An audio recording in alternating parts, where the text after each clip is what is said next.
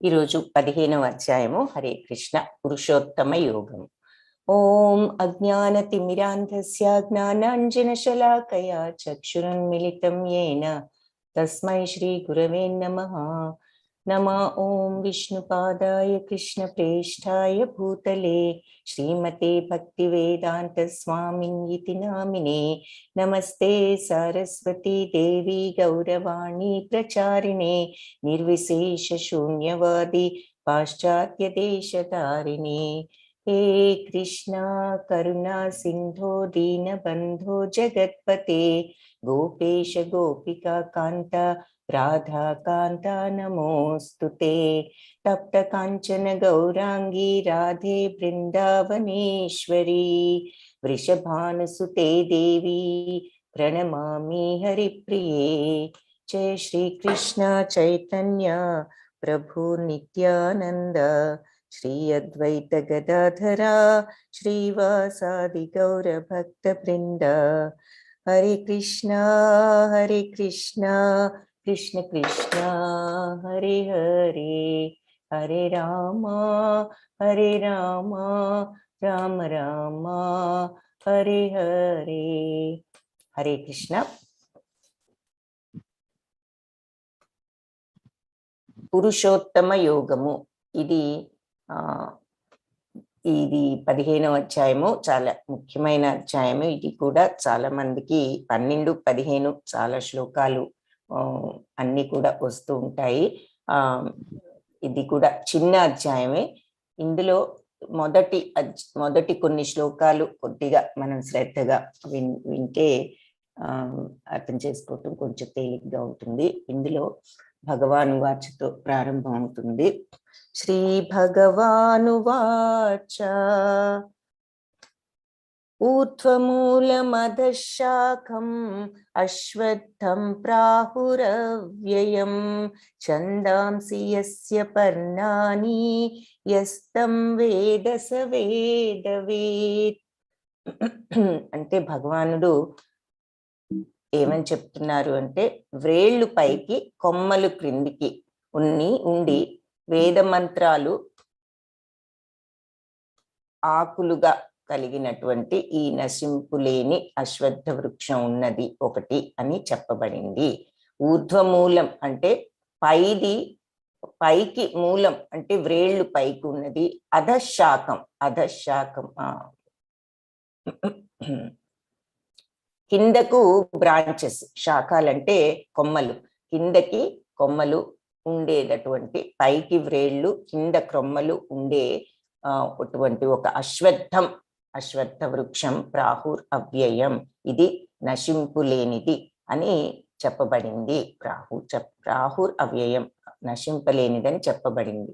ఛందాంసి యస్య పర్ణాని యస్తం వేద స వేదవేత్.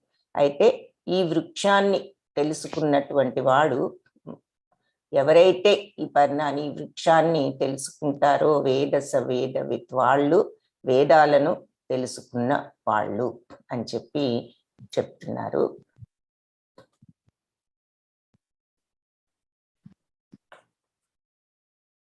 అధశ్చోర్ధ్వం ప్రసృతాస్తస్య శాఖా గుణ ప్రవృద్ధా విషయ ప్రవాళ అధశ్చ మూల్యాన్యనుసంతతాని కర్మానుబంధీని మనుష్యలోకే. ఈ వృక్ష కొమ్మలు ప్రకృతి యొక్క 3 గుణాలతో పోషించబడుతూ కిందికి మరియు పైకి విస్తరించి ఉండును అని చెప్తున్నాడు. అంటే ఇది కొమ్మలు ప్రకృతి యొక్క 3 గుణాలతో, సాధారణంగా కొమ్మలు పెరుగుతాయి. పెరిగేవి ఏమిటి? పైకి కొమ్మలు పెరుగుతూ ఉంటాయి. ఆ కొమ్మలు మామూలుగా మనం నీరు పోస్తాము, చెట్టుకి పెరుగుతుంది చెట్టు. అయితే ఈ అశ్వత్థ వృక్షానికి దేనితో పోషించబడుతున్నాయి అంటే, అవి ఈ ప్రకృతిలోని ఈ త్రిగుణాలు, ఈ సత్వరజస్తమో గుణాలతో పోషించబడుతున్నాయి. తద్వారా ఈ చెట్టు ఇలా పెరిగింది. ఆ 3 గుణాలతో, ప్రకృతి 3 గుణాలు త్రిగుణాలతో పోషించబడి ఈ చెట్టు ఉంటుంది. అయితే దాని కొమ్మలు ఏమిటి అంటే ఈ కొమ్మలన్నీ కూడా ఇంద్రియ విషయాలు, అంటే మనకు ఇంద్రియాలు చూపించేటటువంటి విషయాలన్నీ ఈ ప్రపంచంలో. తర్వాత ఇంద్రియ ప్రలోభాలు. ఈ వృక్షము వేర్లు క్రింది ముఖంగా కూడా వెళ్తూ మానవ సమాజం యొక్క కామ్య కర్మలకు బంధించబడి ఉంటాయి. అంటే ఈ వ్రేళ్ళన్నీ ఏమిటి అంటే ఈ ప్రపంచంలో మనము మన యొక్క కామ్యకర్మల ఫలితాలకు ఏ విధంగా బంధించబడి ఉంటామో, బంధితులం అవుతామో, అలాగే ఈ వృక్షం ఆ వ్రేళ్ళు దానికి ప్రతీకగా, దానికి రిప్రజెంటేషన్ గా, ప్రతీకగా మనకు చూపిస్తున్నారు. మన కామ్యకర్మలు మనల్ని ఈ భౌతిక ప్రపంచానికి ఏ విధంగా అయితే బందీలను చేస్తాయో, అలాగే ఆ విధంగా ఈ వ్రేళ్ళు ఇక్కడ ఉన్నాయి. కాబట్టి ఈ వ్రేళ్ళు ఆ కామ్యకర్మలకు ప్రతిరూపాలు, ప్రతినిధులు అని చెప్పి చెప్తున్నారు. మనం అది కామ్యకర్మలు, ఈ వ్రేళ్ళన్నీ పాతుకుపోయిన ఈ వ్రేళ్ళు మన కామ్యకర్మలకు ప్రతీకలు. అలాగే ఈ చెట్టు యొక్క కొమ్మలు ఇంద్రియ విషయాల యొక్క ప్రతీకలు అని ఇక్కడ చెప్తున్నారు. హరే కృష్ణ మాతాజీ, మీరేమైనా ప్రభుజీ రావటం గమనిస్తే దయచేసి నాకు చెప్పవలసిందిగా కోరుతున్నాను. హరే కృష్ణ మాతాజీ. అలాగే మాతాజీ. ధన్యవాదాలు మాతాజీ. హరే కృష్ణ. తర్వాత కామ్యకర్మలు ఈ వ్రేళ్ళు, ఆ తర్వాత ఈ బ్రాంచెస్ అంటే కొమ్మలన్నీ కూడా ఇంద్రియ విషయాలు అని చెప్పి ఇక్కడ చెప్తున్నారు. ఇక్కడ ఇంకొంచెం క్లియర్ గా మనము చూస్తున్నాం ఏమని, ఇవన్నీ కూడా ఇంద్రియ విషయాలు, ఆ తర్వాత ఈ వ్రేళ్ళన్నీ కూడా మన కామ్యకర్మలు. ఇకపోతే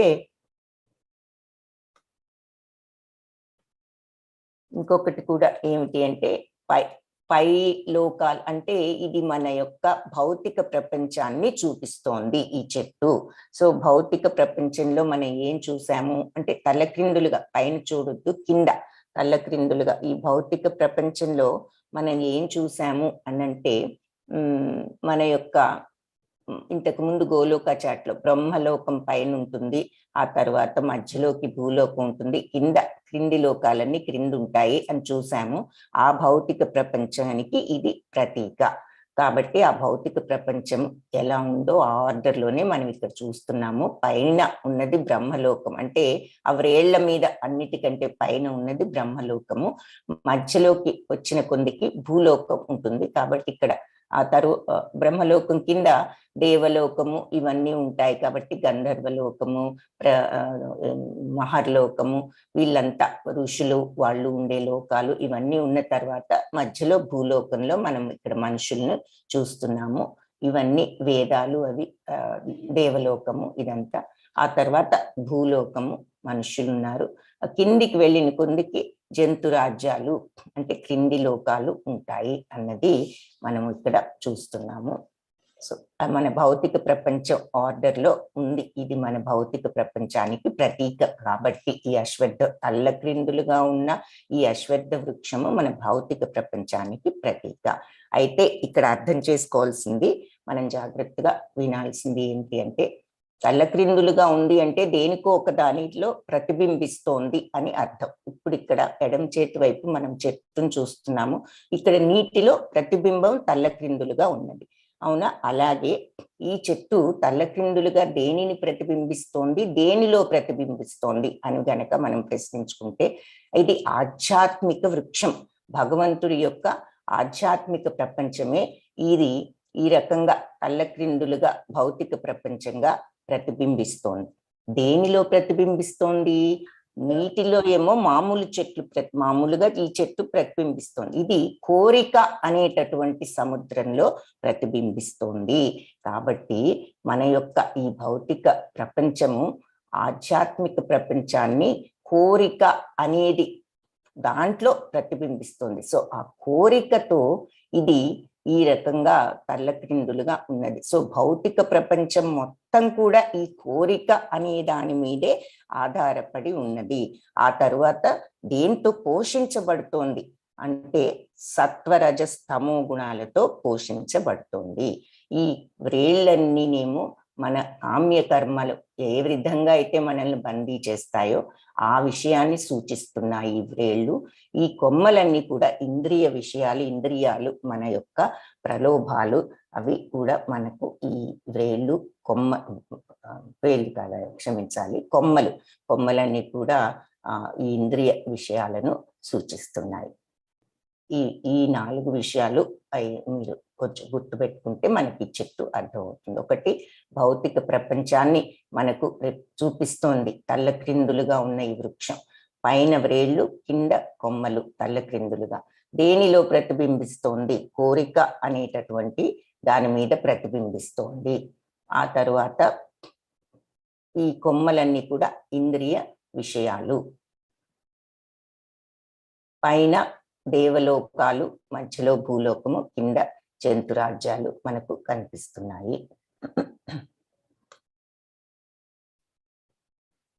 నరూపమస్యేహ తథోపలభ్యతే నాంతో న చాదిర్న చ సంప్రతిష్ఠ అశ్వత్థమేనం సువిరూఢమూలం అసంగశస్త్రేణ దృఢేన చిత్వా తతః పదం తత్ పరిమార్గితవ్యం యస్మిన్ గతానా నివర్తంతి భూయ తమేవ చాద్యం పురుషం ప్రపద్యే యత ప్రవృత్తి ప్రసృతా పురాణి. 3-4 శ్లోకాలు ఏం చెప్తున్నాయి అంటే, ఈ వృక్షం యొక్క నిజ స్వరూపం ఈ ప్రపంచంలో ఎవరికి కూడా తెలియదు. అది ఆది మధ్య అంతాలు ఎక్కడ అనే విషయం కూడా ఎవరు తెలుసుకోలేరు. కానీ లోతుగా నాటుకున్న ఈ వేళ్లతో విలసిల్లుతున్న ఈ అశ్వత్థ వృక్షాన్ని వైరాగ్యము అనేటటువంటి ఖడ్గంతో మనం ఖండించాలి. అశ్వత్థమేనం సువిరూఢమూలం అసంగశస్త్రేణ దృఢేన చిత్వా. కాబట్టి మనము ఈ వ్రేళ్లను వైరాగ్యము అనేటటువంటి ఖడ్గంతో మనము దృఢ చిత్తంతో దానిని ఖండించి వేయాలి. అంటే ఆ దృఢమైనటువంటి చిత్తం అంటే ఆ నిర్ణయంతో మనము వైరాగ్యంతో దీనిని ఖండించి వేయాలి ఈ చెట్టును అని చెప్తున్నారు. తరువాత పునర్జన్మ లేకుండా చేసేటటువంటి పరమపదాన్ని వెతకాలి. తతః పదం తత్పరిమార్గితవ్యం అంటే ఆ రకంగా ఈ పరమపదాన్ని చేరుకునేటటువంటి మార్గాన్ని వెతకాలి. ఎవరి నుండి సమస్తము ఆరంభమైందో, మరి ఎవరి నుంచి అనాది కాలంగా సమస్తము వ్యాపించిందో అలాంటి పరమ పురుషుణ్ణి శరణు పొందాలి అని చెప్పి ఇక్కడ ఈ వృక్షాన్ని ఏ రకంగా మనము ఖండించాలి అని, ఆ తరువాత ఏ రకంగా మనము గమ్యాన్ని చేరాలి. ఏమిటి మన గమ్యం అంటే పరమపదాన్ని పొందటము. కాబట్టి ఎవరైతే యస్మిన్ గతానా నివర్తంతి భూయ అంటే మళ్ళీ ఇక్కడికి రాకుండా ఉండటానికి పరమపదాన్ని సంపాదించి మళ్ళీ మనం ఇక్కడికి రాకుండా ఉండటానికి ప్రయత్నించాలి. ఎవరి నుండి సమస్తము ఆరంభమైందో మరియు ఎవరి నుండి అనంత కాలంగా అంతా కూడా వ్యాపించి ఉందో అలాంటి పరమ పురుషుణ్ణి మనము ప్రపద్యే శరణు పొందాలి. తమేవ చాద్యం పురుషం ప్రపద్యే. సో మనము ఆ పరమ పురుషుణ్ణి శరణు పొందాలి అని చెప్పి ఈ శ్లోకంలో చెప్తున్నారు. కాబట్టి మనము ఈ వృక్షం యొక్క నిజ రూపము తెలుసుకోవటము కష్టమే. ఆది మధ్య అంతాలు ఎక్కడ అనేది కూడా తెలుసుకోవటం కష్టం. కాకపోతే లోతుగా వేళ్లతో సహా ఇలా విలసిల్లుతోంది ఈ అశ్వత్థ వృక్షాన్ని మనము వైరాగ్య దృఢ చిత్వంతో వైరాగ్యము అనేటటువంటి ఖడ్గంతో ఖండించాలి అని చెప్పి చెప్తున్నారు. నిర్మాణమోహాజిత సంగదోషా ఆధ్యాత్మ నిత్యా వినివృత్త కామా ద్వంద్వైర్విముక్తా సుఖ దుఃఖ సంజ్ఞై గచ్చన్త్యమూఢా పదమవ్యయం తత్. అయితే మిథ్యా గొప్పతనము, తర్వాత మోహము, అనురాగ దోషాన్ని, వీటన్నిటిని కూడా జిత సంగ దోష, వీటన్నిటిని కూడా జయించి ఆధ్యాత్మ నిత్య వినివృత్త కామ, ఆధ్యాత్మ నిత్యమైనటువంటి ఈ ఆధ్యాత్మ నిత్యమైనది ఏమిటి? మన ఆత్మ నిత్యమైనది అర్థం చేసుకున్న వారు వినివృత్త కామ, కోరికలన్నిటిని వినివృత్తం వదిలేయగలిగినటువంటి వాళ్ళు ద్వంద్వైర్విముక్త. ద్వంద్వాలు అంటే ఆపోజిట్స్ అని చెప్పుకున్నాం. అంటే ద్వంద్వాల నుంచి విముక్తి చెందిన వాళ్ళు, అంటే సుఖము దుఃఖము ఒకే రకంగా చూడగలిగిన వాళ్ళు, తర్వాత శత్రువునైనా మిత్రునైనా ఒకే రకంగా చూడగలిగిన వాళ్ళు, శీతోష్ణ స్థితిలో ఒకే రకంగా ఉండగలిగిన వాళ్ళు, అయినదైనా అవాంఛనీయమైనదైనా ఒకే రకంగా ఉండగలిగే వాళ్ళు, ఇలా ద్వంద్వాల నుంచి విముక్తి పొందినటువంటి వాళ్ళు, సుఖ దుఃఖాలనేటటువంటి ద్వంద్వాలు నుంచి విముక్తి చెందగలిగిన వాళ్ళు గచ్చంత్యమూఢ పదమవ్యయం తత్. సో వాళ్లకు తప్పనిసరిగా పొందుతారు. గచ్చంత్య అంటే పొందుతారు, పదమవ్యయం తత్ దేన్ని పొందుతారు అంటే ఈ బ్రహ్మ అవ్యయమైనటువంటి నాశనం లేనటువంటి ఈ బ్రహ్మతత్వాన్ని పొందుతారు, మోక్షాన్ని పొందుతారు.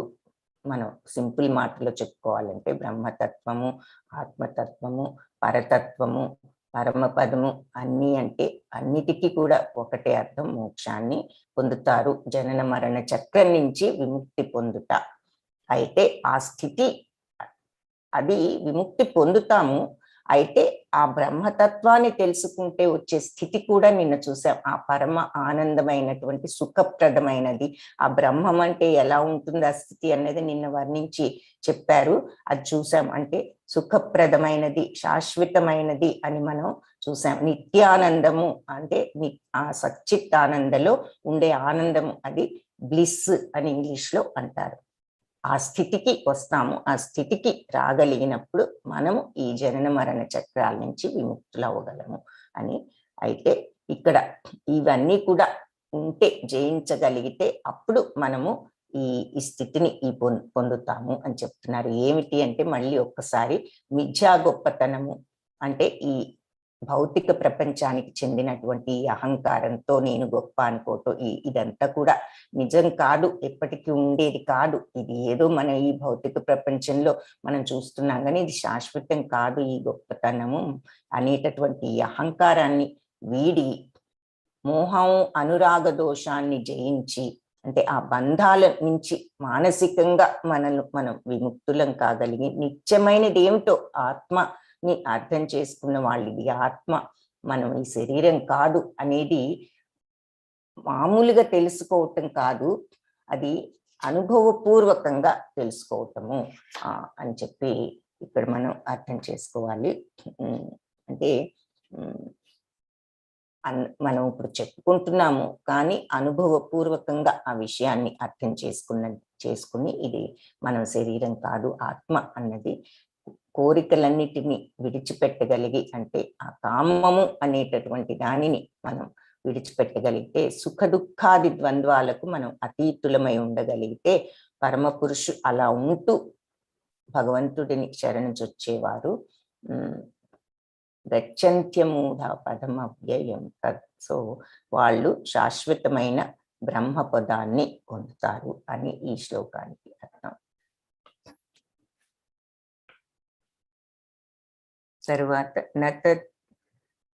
నతద్భాసయతే సూర్యో న శశాంకో న పావకః యద్గత్వా న నివర్తంతే తద్ధామా పరమం మమ.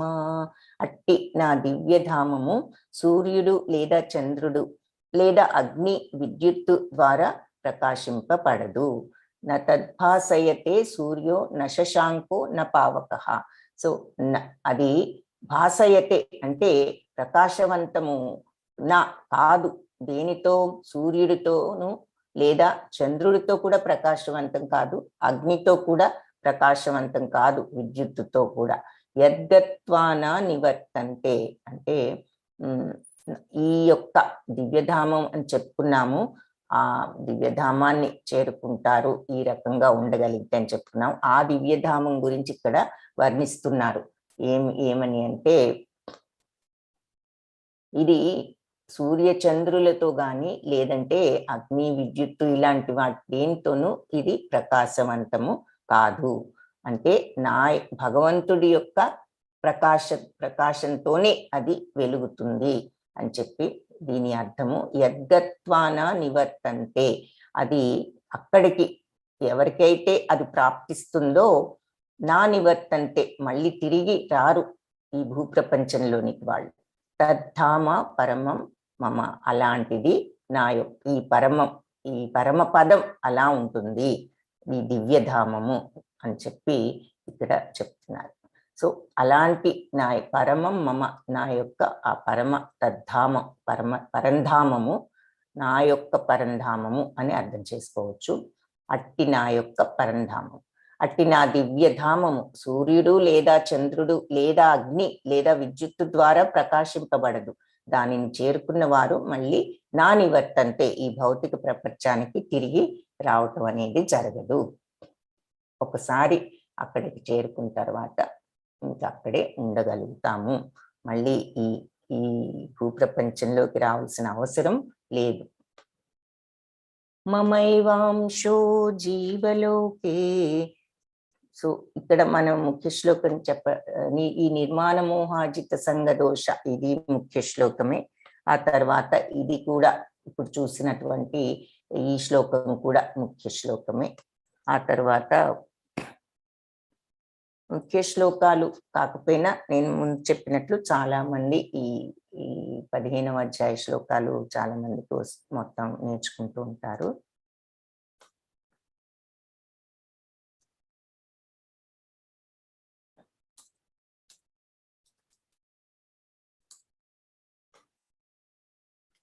మమైవాంశో జీవలోకే జీవభూత సనాతనః మనశ్షష్టాని ఇంద్రియాణి ప్రకృతిస్థాని కర్షతి. ఈ భౌతిక ప్రపంచంలో జీవులు నా శాశ్వతమైనటువంటి అంశాలు, కానీ బద్ధ జీవితం కారణంగా వారు మనస్సును కలిగి ఉన్న 6 ఇంద్రియాలతో కష్టపడుతున్నారు. అంటే మమైవాంశో జీవలోకే, ఈ జీవులన్నీ కూడా ఈ లోకంలో ఉన్నటువంటి జీవులంతా కూడా మమైవాంశో నా యొక్క అంశలే, జీవభూత సనాతన ఇవన్నీ కూడా నా యొక్క శాశ్వతమైన సనాతనమైనటువంటి ఈ అంశలే, ఈ జీవాలు అన్నీ కూడా, జీవభూతాలన్నీ కూడా. మనస్సు అష్టాన్ ఇంద్రియాణి అంటే మనస్సుతో సహా 6 ఇంద్రియాలు, అంటే ఇంద్రియాలు 5, ఏది జ్ఞానేంద్రియాలు 5 అని చెప్పుకున్నాము. ఈ కళ్ళు, ముక్కు, చెవులు, స్పర్శ, తర్వాత నోరు, ఆ 5టితో పాటు మనస్సుతో కలిపి అష్ట అంటే 6 కూడా ప్రకృతి స్థాని కర్షతి, వాళ్ళు ఈ భౌతిక ప్రపంచంలో కష్టాలు పడుతున్నారు ఈ ఇంద్రియాలతో అని చెప్తున్నారు. ఈ భౌతిక ప్రపంచంలో జీవులు నా శాశ్వత అంశాలే, మమైవాంశో సనాతన నా యొక్క శాశ్వత అంశాలు, కానీ బద్ధ జీవితం కారణంగా వారు మనస్సును కలిగి ఉన్న ఈ 6 ఇంద్రియాలతో, మనస్సుతో పాటు ఈ 5 ఇంద్రియాలు, ఈ 6టితో వాళ్ళు చాలా కష్టాలు పడుతున్నారు. అంటే ఇది దుఃఖాలయమని చూసాము ఈ భౌతిక ప్రపంచము. కాబట్టి ఇక్కడ ఏమేమి ఉంటాయి, జన్మ, మృత్యు, జరా, వ్యాధి ఉంటాయి. జన్మ, తర్వాత మృత్యువు ఎప్పటికప్పటికి, తర్వాత జర అంటే ఓల్డ్ ఏజ్, వృద్ధాప్యము, వ్యాధి, డిసీజ్, ఇవన్నీ కూడా ఇక్కడ ఉంటూ వీటన్నిటితో వీళ్ళు ఇవన్నీ, అదే కాకుండా ఈ ఇంద్రియ ప్రలోభాలు, మనము ఈ ప్రలోభాలతో, ఈ కోరికలతో, ఈ తీరలేదన్న ఆందోళనతో, బాధతో, కోపాలతో, వీటన్నిటితో మనస్సు ఈ రకంగా వ్యధ చెందుతూ ఉంటుంది. కష్టాలు, దుఃఖ సాగరంలో ఉంటారు, ఈ దుఃఖాలయంలో అని ఇక్కడ చెప్తున్నారు.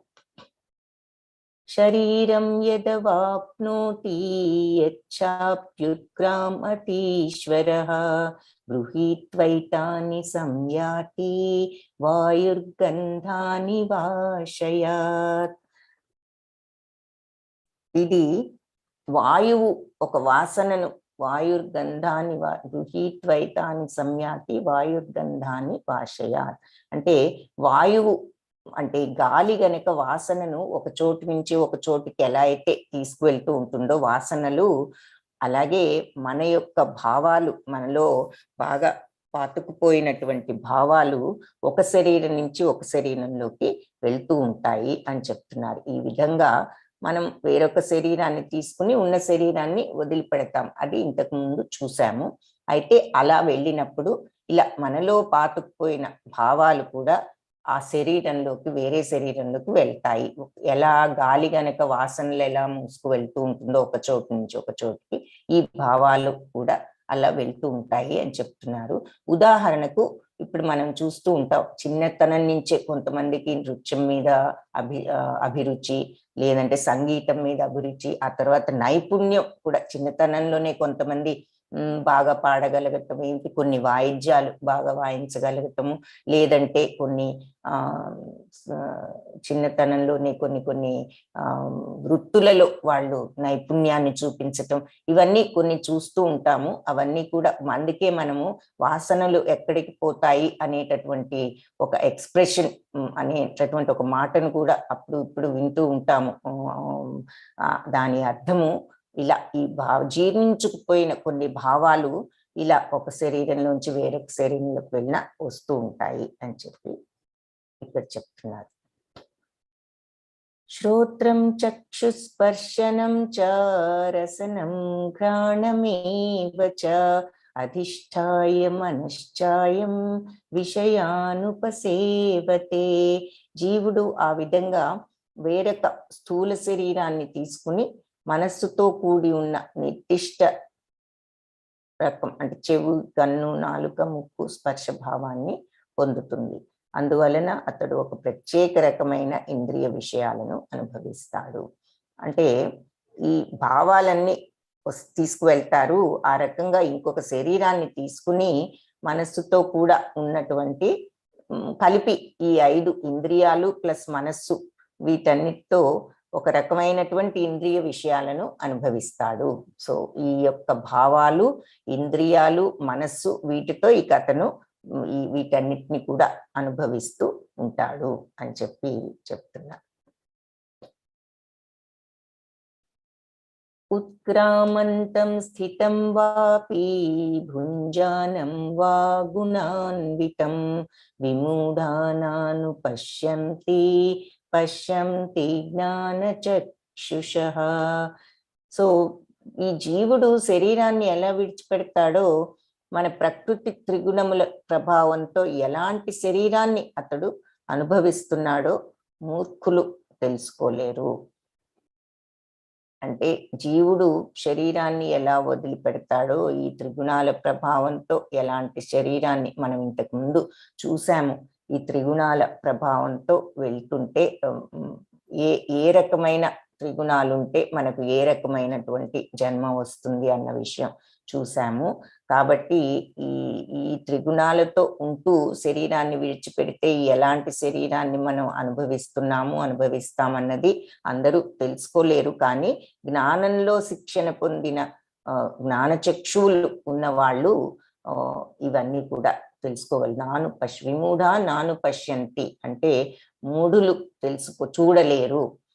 పశ్యంతి జ్ఞానచక్షుష, ఎవరు చూడగలరు? జ్ఞానచక్షుషులుంటే అప్పుడు పశ్యంతి చూడగలరు అని చెప్పి వాళ్ళు చూడగలరని చెప్తున్నారు. కాబట్టి ఈ విషయాలు మనం ఈ జీవుడు ఈ శరీరాన్ని ఏ రకంగా విడిచిపెడతాడు, ఆ ప్రభావంతో ఎలాంటి శరీరాన్ని అనుభవిస్తాడు అన్నది మూఢులు చూడలేరు. కానీ జ్ఞానచక్షువులు ఉంటే ఆ జ్ఞానంతో చూడవచ్చు అని ఈ శ్లోకానికి అర్థం.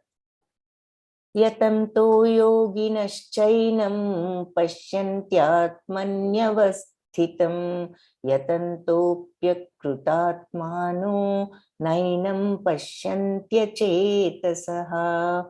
ఆత్మానుభూతిలో ఉన్న యోగులు దీనినంతా కూడా స్పష్టంగా చూడగలరు అంటూ ఇంకా ఇక్కడ వివరంగా చెప్తున్నారు. జ్ఞాన చక్షువులతో చూడొచ్చు అన్నారు. అయితే ఎవరు అంటే ఆత్మానుభూతితో ఎవరైతే ఉంటారో ఆ జ్ఞానం ఉన్న వాళ్ళు దీనినంతా కూడా స్పష్టంగా చూడగలరు. ఇలా ఈ శరీరము పుట్టి పెరిగి ఆ తరువాత మళ్ళీ ఈ ఈ ఇంద్రియ ప్రభావాలన్నీ ఇక్కడ చూపిస్తున్నారు. ఈ ఇంద్రియ ప్రభావాలు మనస్సు ఏ రకంగా మంచి మార్గంలో వెళ్ళే మనసు, ఇది చెడు మార్గంలో వెళ్ళే మనసు, రెండు రకాలుగా అని మనం అర్థం చేసుకోవచ్చు.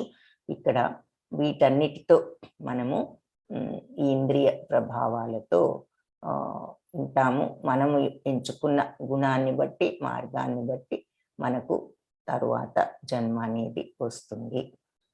ఇదంతా కూడా ఆత్మానుభూతిలో ఉన్న వాళ్ళు స్పష్టంగా చూడగలరు. కానీ మనస్సు అభివృద్ధి చెందకుండా, ఆత్మానుభూతిలో లేకుండా ఉన్నవాళ్ళు ప్రయత్నించినా కూడా వాళ్ళు ఏది కూడా చూడలేరు. యతంతోప్యకృతాత్మానో నైనం పశ్యంత్య చేతసః. సో ఈ యోగంలో ఉన్నవాళ్ళు ఈ ఆత్మ వ్యవస్థ అంతా కూడా చూడగలుగుతారు. కానీ ఇదంతా కూడా మనస్సు ఎవరికైతే అభివృద్ధి చెందదో, ఆత్మానుభూతిలో లేకుండా ఉన్న వాళ్ళంతా ప్రయత్నించినా కూడా వాళ్ళకి ఏం జరుగుతుందో వాళ్ళు చూడలేరు అని చెప్పి చెప్తున్నారు. యదాదిత్యగతం తేజో జగద్భాసయతే అఖిలం యచ్చంద్రమసి యాచ్ఛాగ్నౌ తత్తేజో విద్ధి మామకం. సో ఈ ప్రపంచం మొత్తం కూడా చీకటిని చెదరగొట్టే సూర్యుని తేజస్సు. సూర్యుడి తేజస్సు ఎక్కడి నుంచి వస్తుంది? నా నుండే వస్తుంది. ఇదంతా కూడా భగవంతుడి యొక్క తేజస్సు, సూర్యుడిలో ఉన్నటువంటి తేజస్సు, చంద్రుడి యొక్క వైభవము, అగ్ని యొక్క తేజస్సు అన్నీ కూడా నా నుంచే వస్తాయని తెలుసుకో. విద్ధి మామకం, నా నుంచి వస్తున్నాయని విద్ధి తెలుసుకో. తత్తేజో యదాదిత్యగతం తేజో జగద్భాసయతే అఖిలం. కాబట్టి ఈ జగత్తంతా కూడా వెలిగించేటటువంటి ఈ తేజస్సు, సూర్య తేజస్సు, మరి యచ్చంద్రం అసి, ఆ తర్వాత చంద్రుడి యొక్క తేజస్సు కూడా నాదే. అలాగే యచ్చాగ్నౌ, అగ్ని యొక్క తేజస్సు అయిన తత్తేజో, ఈ తేజస్సు అంతా కూడా విద్ధి తెలుసుకో, మామకం నాది, నా నుండి వస్తోంది అని. ఈ ప్రపంచం మొత్తం చీకటిని చెదరగొట్టి సూర్యుడి తేజస్సు నా నుండి వస్తుంది, చంద్రుని వైభవం మరి అగ్ని యొక్క తేజస్సు కూడా నా నుంచే వస్తున్నాయి అని చెప్తున్నారు. తర్వాత గామావిశ్య చ భూతాని ధారయామ్యహం ఓజసా పుష్ణామి ధారయామ్యహం మోజసా పుష్ణామి చౌషధి సర్వాః సోమో భూత్వా రసాత్మకః. సో ఇక్కడ మనకు ఇంతకు ముందు విభూతులలో అన్ని భగవంతుడి విభూతులలో చాలా వివరాలు చూసాము.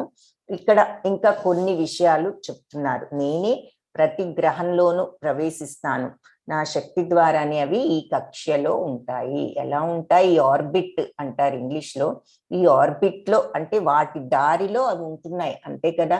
ఒకదాని దారిలో ఒకటి వెళ్ళట్లేదు. ఈ దారిలో కూడా అది ఒక్క సెంటీమీటర్ కానీ మిల్లీమీటర్ కానీ అటు ఇటు ఏమి జరగట్లేదు. కరెక్ట్ గా అది తిరగాల్సిన మార్గంలోనే తిరుగుతోంది కరెక్ట్ గాను.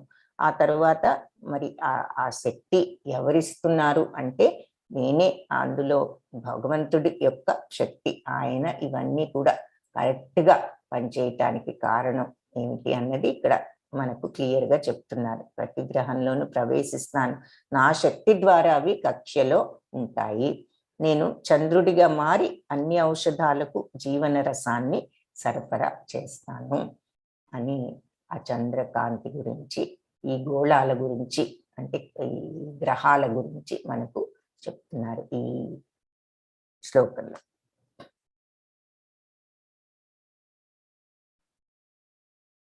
అహం వైశ్వానరో భూత్వా ప్రాణినాం దేహమాశ్రితః ప్రాణాపాన సమాయుక్తః పచామ్యన్నం చతుర్విధం.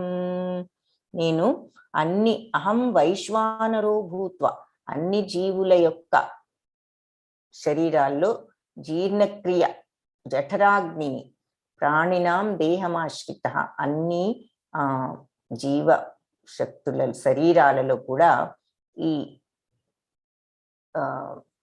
జీర్ణక్రియ జఠరాగ్ని అంటూ ఉంటాం. మనం ఆకలిని జఠరాగ్ని అని అంటూ ఉంటాము. ఆ జఠరాగ్ని ఏమిటి అంటే మన యొక్క ఆ శక్తి మన స్టమక్ లో మన లోపల ఉండే జీర్ణించుకునేటటువంటి ఆ శక్తి, ఆ జఠరాగ్నిగా నేను ఉంటూ ఈ జీర్ణక్రియ అంతా కూడా జరిపించేది నేనే. అంటే మన బాడీలో ఈ అంగాలన్నీ కూడా పనిచేస్తున్నాయి. లోపల ఎంత సైన్స్ ఉంది, మన మానవ శరీరంలో ఉన్నంత సైన్స్ ఎక్కడా ఉండదు. అంతా కూడా ఈ శరీరంలో జరుగుతోంది. మనకు తెలుసు, మనం తింటున్నాము, తిన్నది ఆకలి, దాని తద్వారా భోజనం చేస్తాము, ఆ తర్వాత తిన్నది జీర్ణం అవుతుంది. అది సరి అయిన మార్గంలో ఏది కావాలో ఆ జీర్ణమైనది అది మన శరీరం ఉంచుకుని అనవసరమైనది అన్ని కూడా ప్రాసెస్ చేసి బయటికి పంపటం, ఇదంతా ఈ జఠరాగ్ని నేనే, ఈ జీర్ణ శక్తిని నేనే అని ఇక్కడ చెప్తున్నారు. ఈ జీర్ణ క్రియ యొక్క జఠరాగ్ని, ఈ జీర్ణ డైజెషన్ అనేది జరుపుతున్నటువంటి ఈ జఠరాగ్ని నేనే ఈ శరీరంలో. ప్రాణాపాన సమాయుక్తః అంటే ప్రాణ అపాన వాయువులతో కలిసి పచామ్యన్నం చతుర్విధం, 4 రకాల ఆహారాలను నేను జీర్ణింపచేస్తాను. 4 రకాల ఆహారాలు అంటే మనం ఆహారాలు తీసుకునేటప్పుడు మనమే కాదు, ఈ జీవులు ఎన్నో ఉన్నాయి, 84 లక్షల జీవరాశులు ఉన్నాయని చెప్పుకున్నాము. సో ఇవన్నీ కూడా కొన్ని రకాల జీవులు అంటే మనబోటి మానవులు నములుతాము, కొంతమంది చీకే ఉంటాయి, పసిపిల్లలు, తర్వాత కొన్ని దూడలు ఇలాంటివి, కొంతమంది త్రాగుతూ ఇప్పుడు నాలుకతో తీసుకుంటూ ఉంటాయి, కొన్ని నాకుతూ ఉంటాయి. ఇలా ఏ రకంగా తీసుకున్నా సరే ఈ ఆహారాన్ని జీర్ణించేది నేను. ఈ ప్రాణాపాన వాయువులతో కలిసి ఈ జీర్ణ క్రియను నేనే ఈ శరీరంలో జరుపుతున్నాను. ఇది ముఖ్య శ్లోకం, ఈ 15వ శ్లోకం. సర్వస్య చాహం హృది సన్నివిష్టో మత్త స్మృతిర్జ్ఞానమపోహనం చ వేదైశ్చ సర్వైర్ అహమేవ వేద్యో వేదాంత కృద్వేద విదేవ చాహం.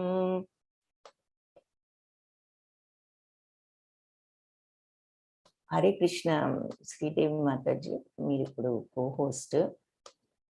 హరే కృష్ణ మాతాజీ. హరే కృష్ణ మాతాజీ.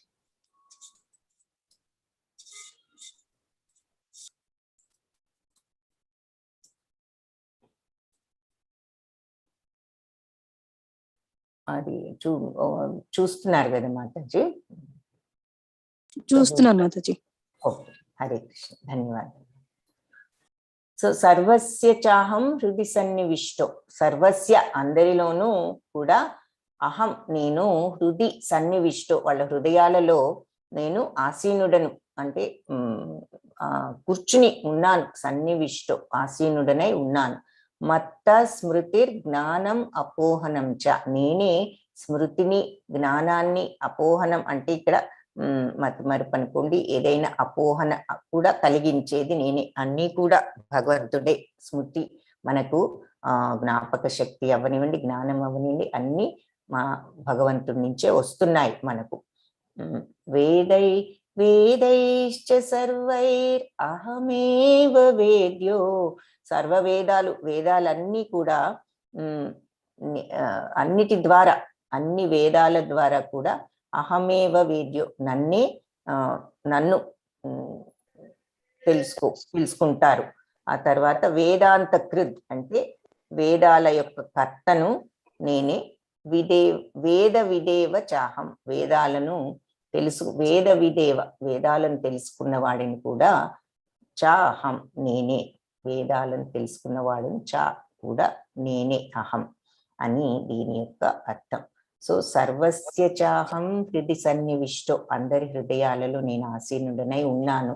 మళ్ళీ ఇక్కడ స్పష్టంగా చెప్తున్నారు, నేను అందరి హృదయాలలో ఉన్నాను అని చెప్పి ఇక్కడ స్వయంగా భగవంతుడే చెప్తున్నారు. నేనే స్మృతిని, జ్ఞానాన్ని, జ్ఞాపక శక్తిని ఇవన్నిటినీ కూడా నా నుంచే వస్తాయి. ఆ తర్వాత వేదాలన్నీ, వేదైశ్చ సర్వై అహమేవ వేద్యో, వేదాలన్నిటి నుండి కూడా నన్నే తెలుసుకుంటారు.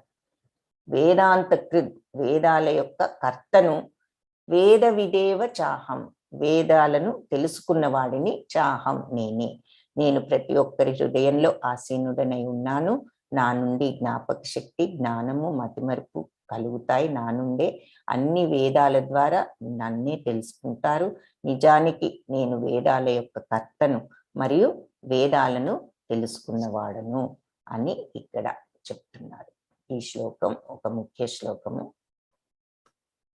ఇది వీలైతే నేర్చుకుంటే ఇది ముఖ్య శ్లోకం. సర్వస్య చాహం హృది సన్నివిష్టో మత్త స్మృతి జ్ఞానమపోహనం చ వేదైశ్చ సర్వైర్ అహమేవ వేద్యో వేదాంత కృద్వేద విదేవ చాహం. ద్వావిమౌ పురుషౌ లోకే క్షరశ్చాక్షర ఏవ చ క్షరః సర్వాణి భూతాని కూటస్థోక్షర ఉచ్యతే. క్షరుడు అక్షరుడు అనేటటువంటి రెండు తరగతుల జీవులు ఇక్కడ క్షర అక్షరచ ఏవచ అని చెప్పి ద్వావిమౌ పురుషౌ లోకే అని ఈ ప్రపంచంలో ఒక ఇద్దరు రకాల జీవులు ఉన్నారు. ఎవరు వాళ్ళు అంటే క్షరులు అక్షరులు. అంటే క్షరులు అంటే నాశనం ఉన్న వాళ్ళు, తప్పులు చేసేటటువంటి మామూలు వాళ్ళు. అక్షరులు అంటే తప్పులు చేయనటువంటి దివ్యమైనటువంటి మనస్తత్వం కలిగిన వాళ్ళు అని అర్థము. ఈ క్షరులు అక్షరులు అనేటటువంటి రెండు రకాల జీవులు ఉన్నారు. ఎక్కడ? ఈ సర్వాణి భూతాని కూటస్థోక్షర ఉచ్యతే. సో ఈ భౌతిక ప్రపంచంలో ప్రతి జీవుడు క్షరుడు. క్షర సర్వాణి భూతాని, అందరూ కూడా ఈ భౌతిక ప్రపంచంలో క్షరులు. అయితే ఆధ్యాత్మిక ప్రపంచంలో ప్రతి జీవుడిని కూడా అక్షర ఉచ్యతే, కాబట్టి వాళ్ళు అక్షరులని పిలువబడతారు అని చెప్పి చెప్తున్నారు. సో రెండు రకాల జీవులు ఉన్నారు ఇక్కడ ఈ చిత్రంలో చూపిస్తున్నారు. ఎవరు వాళ్ళు అంటే క్షరులు. ఇక్కడ ఉన్న వాళ్ళంతా భౌతిక ప్రపంచంలో వాళ్ళంతా క్షరులు. ఆధ్యాత్మిక ప్రపంచం పైన కనిపిస్తోంది, అక్కడ ఉన్న వారంతా అక్షరులు. సో రెండు రకాల జీవులు ఉన్నారు, ఈ క్షరులు అక్షరులు. భౌతికంలోనేమో క్షరులు ఉన్నారు, ఆధ్యాత్మిక ప్రపంచంలోనేమో అక్షరులు అని పిలుస్తారు అని ఈ శ్లోకానికి అర్థము. తర్వాత మనకి మళ్ళీ వివరం చెప్తున్నారు. క్షరులు అక్షరులు అని. ఎవరు? పతనం చెందేవారు క్షరులు, పతనం చెందని వారు అక్షరులు. అంటే ఈ క్షరులు యొక్క మనస్తత్వం ఏమిటి అంటే స్వతంత్రంగా భోగించాలి అనేటటువంటి కోరిక. ఎన్నటికీ భౌతిక ప్రపంచంలోనే ఉంటారు వాళ్ళు, ఎప్పటికీ కూడా ఈ భౌతిక ప్రపంచంలోనే ఉంటారు. అంటే ఎందుకు అంటే ఎప్పుడు కూడా ఆ కోరికనని దానిని జయించలేకపోవటం వలన మనము ఈ భౌతిక ప్రపంచంలోనే వాళ్ళు ఎప్పుడు ఉంటారు. అలాగే ఈ అక్షరులు అంటే వాళ్ళు ఎప్పుడు కూడా భగవంతుడి ధ్యానంలో భగవంతుడితో ఉండాలనే కోరికతో ఉంటారు, ఎప్పుడు కూడా ఆధ్యాత్మిక ప్రపంచాన్ని వదిలిపెట్టరు అని చెప్పి ఈ అక్షరులు క్షరులు గురించి చెప్తున్నారు. ఇక్కడ ఉదాహరణగా గోపికలు, గోపబాలురు, గోపబాలురందరినీ కూడా చూపిస్తున్నారు. వాళ్ళకి ఎప్పుడు కూడా కృష్ణుడితో ఉండాలనేటటువంటి గాఢమైన కోరిక తప్ప వేరే ఏమీ ఉండేది కాదు అని మనం చూస్తాము. కాబట్టి వాళ్ళను ఉదాహరణగా ఇక్కడ చూపిస్తున్నారు అక్షరులు క్షరులు.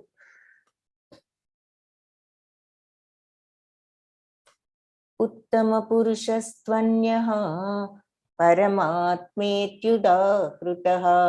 యో లోకత్రయం ఆవిశ్య బిభర్త్యవ్యయ ఈశ్వరః ఉత్తమ పురుషస్త్వన్యః పరమాత్మేత్యుదాహృతః యో లోకత్రయమావిశ్య బిభర్త్యవ్యయ ఈశ్వరః. ఇద్దరితో పాటుగా ఈ ప్రపంచాల్లో ప్రవేశించి వాటిని భరిస్తున్నటువంటి నాశనరహితుడైన పరమేశ్వరుడు, పరమాత్ముడు అయిన సర్వోత్తముడైన పురుషుడు ఉన్నాడు అని ఇక్కడ మనకు చెప్తున్నారు. ఎవరెవరు ఉన్నారు అంటే క్షరులు ఉన్నారు, వీళ్ళంతా భౌతిక ప్రపంచంలో ఉంటారు, వీళ్ళంతా కోరికల యొక్క ఈ త్రిగుణాల మహత్యంలో ఉండి కోరికలతో ఉంటూ ఉంటారు. ఆధ్యాత్మిక ప్రపంచంలో అక్షరులు ఉన్నారు, అంటే మోక్షం వచ్చిన వాళ్ళంతా వాళ్ళు ఆధ్యాత్మిక ప్రపంచంలో ఉన్నారు. మరి ఇంకా పోతే వీళ్ళిద్దరూ కాకుండా ఈ ఇద్దరితో పాటుగా ఈ ప్రపంచాలన్నిటినీ కూడా ఆవహించి అన్నిటినీ కూడా భరిస్తున్నటువంటి ఈ నాశనరహితుడైన పరమేశ్వరుడు, అవ్యయుడైనటువంటి అవ్యయ ఈశ్వర, నాశనం లేనటువంటి ఈ పరమేశ్వరుడు పరమలోకత్రయం ఆవిశ్య, అంటే ఈ అన్ని లోకాలు ముల్లోకాలు అంటారు, బట్ అంటే అన్ని లోకాలు అని మనం అర్థం చేసుకోవాలి. 3 లోకాలైనా అని కాదు ఇక్కడ, అది ఎక్స్ప్రెషన్. అన్ని లోకాలలోనూ ఆవహించి ఉండి బిభర్త్య, అన్ని లోకాలను ఆవహించి భరిస్తూ, అంటే అన్నిటినీ మరి భగవంతుడే నడిపిస్తున్నారు, భరిస్తూ ఉన్నటువంటి ఈ అవ్యయుడైనటువంటి ఈ పరమేశ్వరుడు ఆయన ఉన్నాడు, ఇంకొక పురుషుడు అని చెప్తున్నారు. సో ఈ అశ్వరనశ్వరులతో పాటు ఈ ప్రపంచాలన్నిటిలో ప్రవేశించి వాటిని భరిస్తున్నటువంటి నాశనరహితుడైన పరమేశ్వరుడు, పరమాత్మే ఇత్యుదాహృత, ఈ పరమాత్ముడు ఉత్తమ పురుషస్త్వన్య, సో ఉత్తముడైనటువంటి ఒక పురుషుడు ఉన్నాడు. సో వాళ్ళతో పాటు ఈ ప్రపంచమంతా ఆవహించి భరిస్తున్నటువంటి నాశనం లేనటువంటి పరమేశ్వరుడు, పరమాత్ముడు, సర్వోత్తముడు అయినటువంటి పురుషుడు ఉన్నాడు అని ఇక్కడ మనం భగవంతుణ్ణి చూపిస్తున్నారు ఈ చిత్రంలో. యస్మాక్షరం అతీతోహం అక్షరదాపి చోత్తమ అతోస్మి లోకే వేదే చ ప్రథిత పురుషోత్తమః. యస్మాత్ క్షరం అతీతోహం, క్షరుడు అక్షరుడు ఇద్దరికి కూడా నేను అతీతుడను, అక్షరాదపి చోత్తమః. సో నేను ఈ క్షరాక్షరులకు అతీతుడు నేను అని, అతీతుడను, దివ్యమైన వాడిని, ఉత్తముడను అయిన కారణముగా అతోస్మి లోకే వేదేచ, అందుకని నేను ఈ లోకంలో తెలుసుకోబడ్డాను. ప్రథిత పురుషోత్తమ, ఏమని ఇట్లా ప్రసిద్ధి చెందాను, ఏమని పురుషోత్తముడనని అని చెప్పి ఇక్కడ చెప్తున్నారు. కాబట్టి ఈ క్షరుడు అక్షరుడు అని ఇద్దరున్నారు, వాళ్ళతో పాటు ఇంకా ఈ లోకాలన్నిటిలో కూడా ప్రవేశించి ఆవహించి ఈ లోకాలన్నిటిని కూడా భరిస్తున్నటువంటి పరమేశ్వరుడు, సర్వోత్తముడు, పరమాత్మ అనేటటువంటి ఒక పురుషుడు ఉన్నాడు. ఈ అక్షరులు ఇద్దరికీ కూడా అతీతంగా దివ్యమైన వాడు, ఉత్తముడు అయిన కారణం చేత ప్రపంచంలో వేదాలలో నేను పురుషోత్తముడిగా ప్రసిద్ధి చెందాను అని చెప్పి ఇక్కడ పురుషోత్తముడు అనే మాట ఎందుకు వచ్చింది అన్నదానికి భగవంతుడు కారణం చెప్తున్నారు. మళ్ళీ మనం ఇంతకు ముందు చెప్పుకున్నట్లుగా అన్ని నేనే అని చెప్పుకుంటున్నారు అనేటటువంటి భావంతో కాకుండా ఉన్న నిజం తెలిసినటువంటి వాళ్ళు చెప్పకపోతే వేరే వాళ్లకు ఎలా తెలుస్తుంది, మనబోటి సామాన్యులకు. అందుకని ఇక్కడ చెప్పవలసిన అవసరం ఉండబట్టే చెప్తున్నారు. ఆ విషయాన్ని మనం అందుకే ఇలా చెప్పటం ద్వారానే మనం తెలుసుకుని అర్థం చేసుకోవటానికి ప్రయత్నిస్తున్నాము అని మనం ఆ రకంగా ఆ భావంతో దీనిని చదివి అర్థం చేసుకోవాలి. కాబట్టి ఈ ప్రపంచంలో క్షరులు అనేవాళ్ళు భూలోకంలో, అక్షరులు అనేవాళ్ళు ఆధ్యాత్మలోకంలో ఇద్దరు ఉన్నారు. ఆ తర్వాత వీళ్ళందరికీ కూడా అతీతమైన దివ్యమైనటువంటి వారు ఎవరు? ఈ ప్రపంచాన్నంతా కూడా ఆవహించి సృష్టించి ఆవహించి భరిస్తున్నటువంటి పరమేశ్వరుడు, పరమాత్మ. ఆయన పరమోత్తముడు, పురుషోత్తముడైన వాడు ఉన్నాడు. కాబట్టి ఆయనను ఈ వేదాలలో పురుషోత్తమునిగా ఆయన ప్రసిద్ధి చెందారు అని ఇక్కడ ఈ శ్లోకానికి అర్థము. ఇక్కడ శ్రీకృష్ణ భగవాను ఆ తర్వాత వీళ్ళంతా కూడా అక్కడ చూపిస్తున్నారు.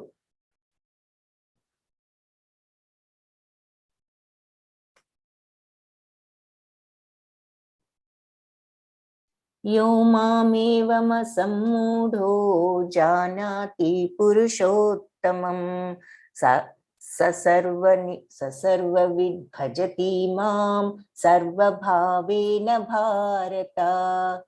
యో మామేవం అసమ్మూఢో జానాతి పురుషోత్తమం.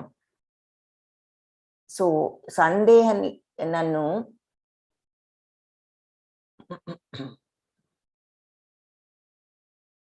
ఎవరైతే సందేహం లేకుండా పురుషోత్తముడినని జానాతి తెలుసుకుంటారో, ససర్వ అసమ్మూఢో అంటే ఏమాత్రం సందేహం అనేది లేకుండా నన్ను ఎవరైతే పురుషోత్తముడినని తెలుసుకుంటారో, ససర్వ జ్ఞానంతో నన్ను తెలుసుకోగలుగుతారో, ససర్వవిద్ భజతి మాం. ఆ తర్వాత వాళ్ళు పూర్తిగా భజతి మాం నా యొక్క భక్తి నన్ను పూజిస్తూ ఉంటారు. సర్వభావేన భారత ఎల్లవేళలా ఎప్పుడు కూడా వాళ్ళు నా భక్తిలో నిమగ్నమై ఉంటారు. భరతవంశీగా అని చెప్తున్నారు. సో సందేహం లేకుండా నన్ను పురుషోత్తముడిగా ఎవరైతే తెలుసుకుంటారో వాళ్ళు సమస్తము తెలిసిన వాళ్ళు, అసమ్మూఢులు. అందువల్ల అతను నా పూర్తి భక్తి సేవలో నెలకొంటాడు. సర్వవిద్ భజతి మా అంటే నా యొక్క భక్తిలో పూర్తిగా సర్వభావేన అన్ని సమయాల్లో అన్ని భావాలలో కూడా, అంటే అన్ని ఏ పని చేస్తున్నా కూడా మనసులో భగవంతుని మీద భక్తిలో నెలకొని ఉంటాడు. ఏ స్థితిలో ఉన్నా అని అర్థం. ఇతి గుహ్యతమం శాస్త్రం ఇదముక్తం మయా నఘ ఏతద్బుద్ధ్వా బుద్ధిమాన్ స్యాత్ కృతకృత్యశ్చ భారత.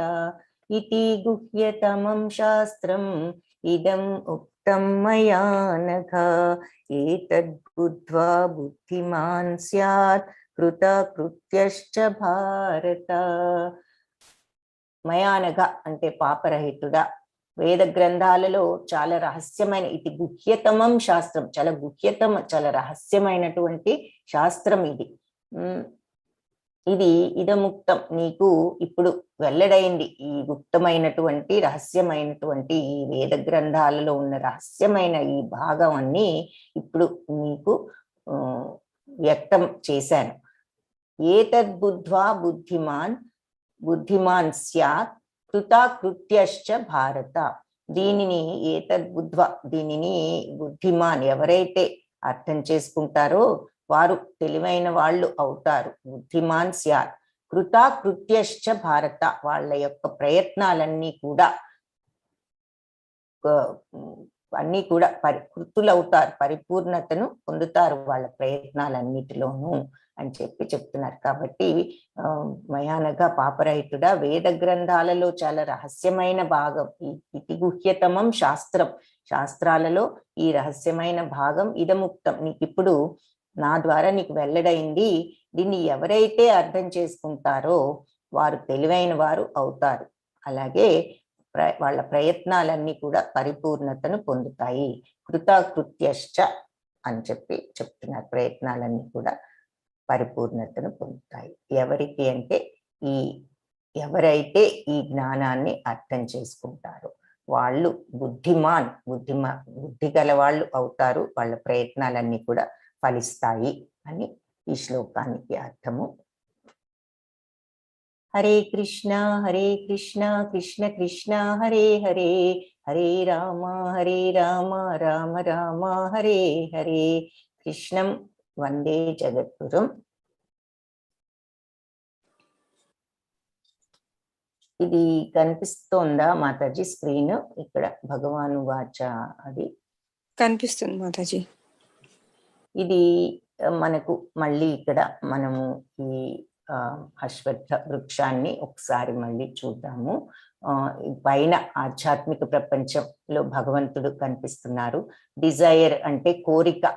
సో కోరిక అనే నీటిలో, మామూలు చెట్టు ఎలా అయితే నీటిలో ప్రతిబింబించి తలకిందులుగా కనపడుతుందో ఆ రకంగా ఈ ఆధ్యాత్మిక ప్రపంచం కూడా కోరిక అనేటటువంటి దీనిలో మనకు ప్రతిబింబిస్తూ ఇలా తలక్రిందులుగా కనపడుతోంది. అందుకని తలక్రిందులుగా ఉన్నది ఇది భౌతిక ప్రపంచము. ఈ భౌతిక ప్రపంచాన్ని మనం ఇంతకు ముందు చూసాము. గోలోక చాట్లో పైన బ్రహ్మలోకము, తర్వాత మధ్యలో తర్వాత దేవలోకాలు, పైలోకాలన్నీ ఊర్ధ్వలోకాలు, మధ్యలో భూలోకము, కింద అన్ని మనం అతల వితల సుతల తలాతల పాతాళ లోకాలు అని అంటూ కింద చూసాం. ఇవన్నీ జంతు రాజ్యాలు అవి కనిపిస్తున్నాయి. వ్రేళ్ళన్నీ కామ్య కర్మలకి ప్రతిబింబాలు. ఈ కొమ్మలు అంటే పెద్ద పెద్ద కొమ్మలు అయితే గనక మామూలుగా మన ఆసక్తి అనాసక్తి ఇవన్నీ మనకి ఇంద్రియాల వలన కలిగేటటువంటి ఆసక్తులు అనాసక్తులు అవన్నీ చూపిస్తాయి కొమ్మలు. ఆ రకంగా దేనితో పోషించబడుతుంది ఈ వేళ్లతో? ఈ వృక్షం ఇంత దృఢంగా ఉంది, ఇంత బలంగాను దేనితో పోషించబడుతోంది? మామూలు చెట్లు దృఢంగా బలంగా ఉండాలంటే నీరు పోస్తే పోషిస్తాము, నీటితో. ఇది ఈ త్రిగుణాలు, ప్రకృతి త్రిగుణాలతో పోషించబడి ఇంత బలంగా నాటుకుపోయింది అనమాట. ఈ త్రిగుణాల ప్రభావం అంత బలంగా ఉంది. సత్వరజస్ తమో గుణాలతో పోషించబడి ఇంత బలంగా ఉన్నది. ఈ చెట్లు, ఈ చివరికి ఉన్నది మన భౌతిక శరీరంలో మొట్టమొదట ఎలా అయితే ఇంద్రియ ప్రభావంలో ఉంటామో అన్ని గ్రహిస్తూ ఉండటానికి ముందు ఇంద్రియాలు కావాలి. లోపల మన సిస్టంలోకి వెళ్ళటానికి పైనున్న ఇంద్రియాలే కారణం. ఏదైనా మన మనస్సులో ఆలోచన రావటానికి గ్రహించేది ఏమిటి అంటే మన జ్ఞానేంద్రియాలు. ఇవే అన్ని అబ్జర్వ్ చేసేసి అన్ని బయట కనిపించేవన్నీ మనకు మనసులోకి లోపలికి నెట్టేది ఇంద్రియాలే. కాబట్టి ఈ చివర్లు, ఈ కొమ్మలు, ఈ పుల్లలు, చివర్లన్నీ కూడా ఇంద్రియ విషయాలు, ఇంద్రియాల ప్రభావాలని చెప్పి సెన్స్ గ్రాటిఫికేషన్ అని చెప్తున్నారు. ఈ తెలుగులో ఇంద్రియ విషయాలు అని మనం అర్థం చేసుకోవాలి. అది ఇక్కడ ముఖ్యంగా మనం గుర్తుంచుకోవాల్సింది. కోరిక మీద ప్రతిబింబిస్తుంది. ఇవి కామ్యకర్మలేమో వేళ్ళు, ఆ తర్వాత ఈ చివరలు ఉన్నటువంటి ఈ కొమ్మలు పుల్లలు ఇవన్నీ కూడా ఇంద్రియాలు పైన ఉంటాయి కాబట్టి అవి అని. ఆ తర్వాత మధ్యలో భూలోకం, కింద జంతులోకం, పైన కింద లోకాలు, అధలోకాలు, పైన ఊర్ధ్వలోకాలు, దేవలోకాలు ఉంటాయి. అది ఈ అశ్వత్థ వృక్షం యొక్క అనాటమిక్ స్ట్రక్చర్ అనుకోండి. సో ఈరోజు మన 15వ పాఠం అది. తర్వాత ఇంకొక విషయం, ఇది స్క్రీన్ కనిపిస్తుందా మాతాజీ ఇక్కడ? ఆత్మ, బుద్ధి, మనస్సు అది లేదు మాతాజీ, కనిపించట్లేదా? ఓకే. వృక్షం సీన్ కనిపిస్తుందా? ఓకే.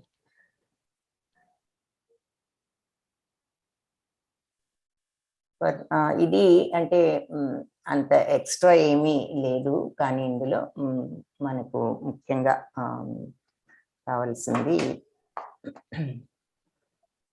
15వ అధ్యాయం మనకి ఇంతటితో పూర్తయింది.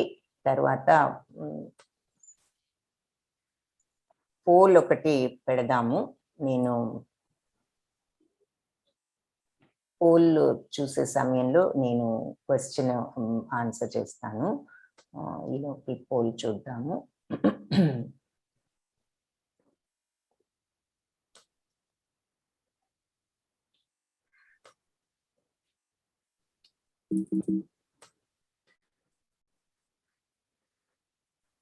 वाञ्छाकल्पतरुभ्यश्च कृपा सिन्धुभ्य एव च पतितानां पावनेभ्यो वैष्णवेभ्यो नमो